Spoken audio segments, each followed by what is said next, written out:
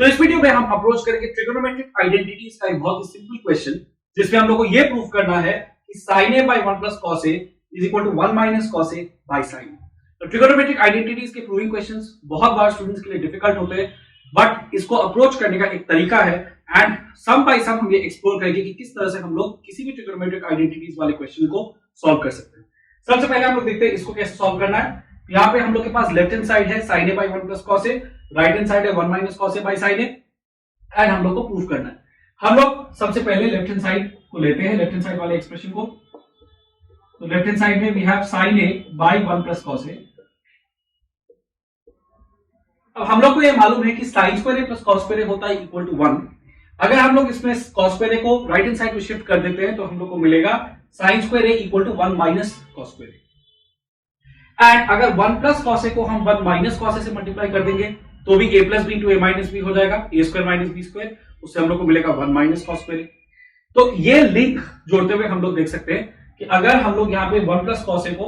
1 minus cos a से multiply कर दें तो फिर हम लोग का सम आगे बढ़ सकता है। तो यहाँ पे हम लोग एक करके देखते हैं, 1 plus cos a को 1 minus cos a से मल्टीप्लाई। तो बहुत सारे ट्रिगोनोमेट्रिक आइडेंटिटीज के प्रूविंग सम्स में इस तरह का होता है कि अगर हम लोग का जो डिनोमिनेटर में एक्सप्रेशन है वो a plus b या a minus b के फॉर्म का है, तो a plus b है तो a minus b से मल्टीप्लाई कर दो, और a minus b है तो a plus b से मल्टीप्लाई कर दो, सो दैट वो a square minus b square के फॉर्म में आता है, जिससे किसी फॉर्मूला में लिंक हो जाए। अब यहाँ पे हम लोग क्या करेंगे, बिकॉज हमने डिनोमिनेटर को 1 minus cos a से मल्टीप्लाई किया है तो न्यूमरेटर को भी हमको उसी से मतलब 1 minus cos a से मल्टीप्लाई करना होगा। ये कुछ रैशनलाइजेशन के जैसा है, जैसे रैशनलाइजेशन में अगर a प्लस रूट b होता है तो हम उसको a माइनस रूट b से मल्टीप्लाई करते हैं, या a माइनस रूट b होता है तो हम उसको a प्लस रूट b से मल्टीप्लाई करते हैं। उसी तरह से यहाँ पे a प्लस b है तो a माइनस b से मल्टीप्लाई करते हैं। हम लोग अगर डिनोमिनेटर को किसी एक्सप्रेशन से मल्टीप्लाई करते हैं तो न्यूमरेटर को भी उसी एक्सप्रेशन से मल्टीप्लाई करना होगा, या न्यूमरेटर को किसी एक्सप्रेशन से मल्टीप्लाई करते हैं तो डिनोमिनेटर को भी उसी एक्सप्रेशन से मल्टीप्लाई करना होता है।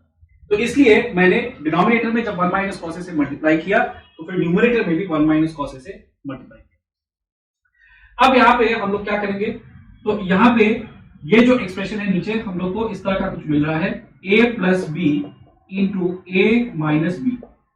जहां पे a के जगह पे है 1 और b के जगह पे cos a, एंड इसका फॉर्मूला होता है a square minus b square। तो जो डिनोमिनेटर है, न्यूमरेटर तो एक बार ऐसे ही रहेगा, sin a into 1 minus cos a। नीचे जो डिनोमिनेटर है वो हो जाएगा a square minus b square, a की जगह 1 है एंड b की जगह cos a, तो 1 square minus cos a का स्क्वायर, यानी कि 1 minus cos square a।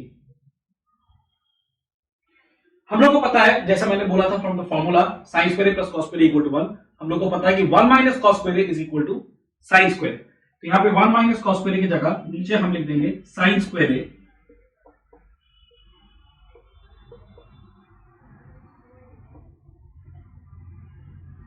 अब ऊपर एक sin a है और नीचे sin a का स्क्वायर है, तो ऊपर वाला sin a कट जाएगा और नीचे वाले का स्क्वायर हम हटा देंगे, तो अब हमको मिलेगा 1 minus cos a by sin a, which is nothing but the RHS। Sum to sum ये चीज डिपेंड करता है, हम लोग कभी कभी LHS से RHS में चले जाते हैं,